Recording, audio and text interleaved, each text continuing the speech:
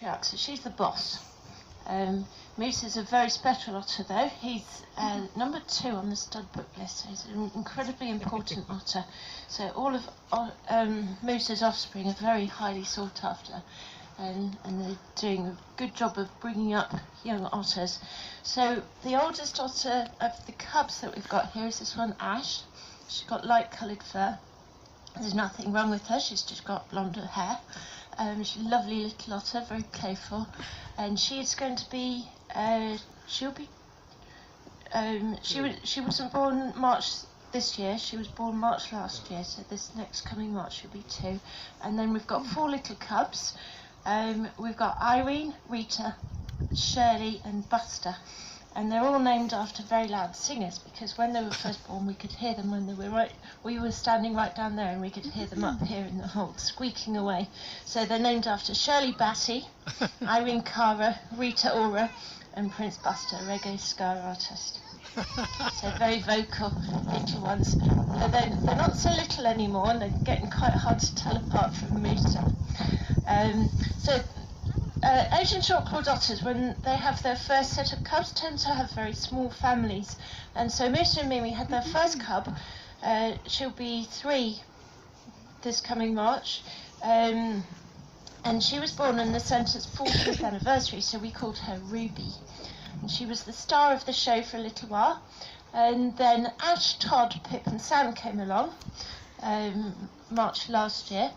And so that was 3 boys and 1 girl, and Ruby helped to look after the babies. So she would actually change the bedding for Mum and Dad while they kept the babies warm. She would take food in for Mum and Dad as well. And then when the babies got a bit bigger, she used to take them out. She taught them how to go to the toilet outside, how to forage for food, even how to swim, and generally how to be a good otter.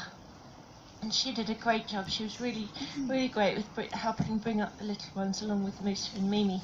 And then when Shirley, Irene, Rita and Buster came along, Ruby was still doing all the work. And Ash, Todd, Pip and Sam were having a lovely holiday. They didn't think it was their job at all. So we thought it was a great time for Ruby to go and start her own family.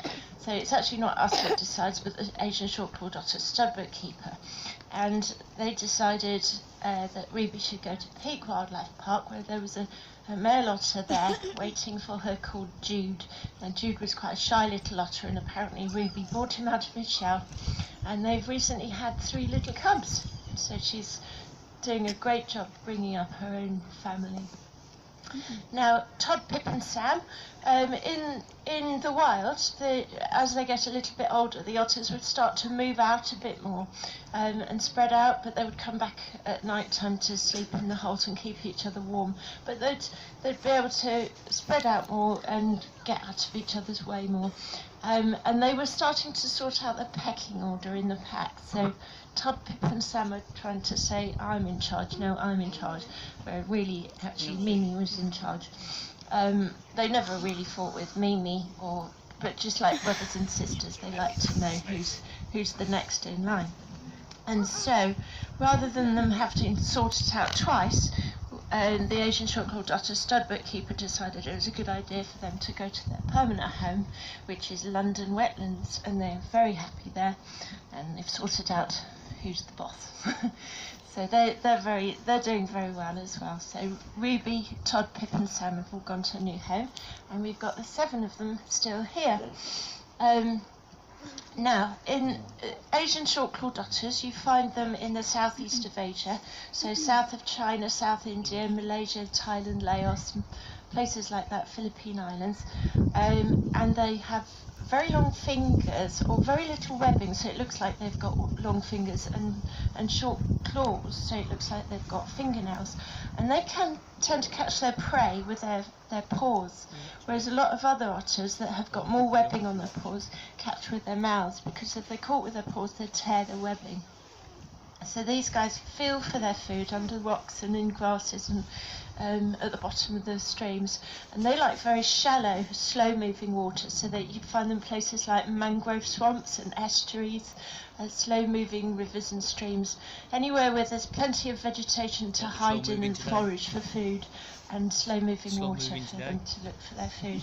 And they tend to eat things like crab and crayfish and lobster, slugs and snails, and they love it if we dig up the worms for them. They think that's sweeties for otters.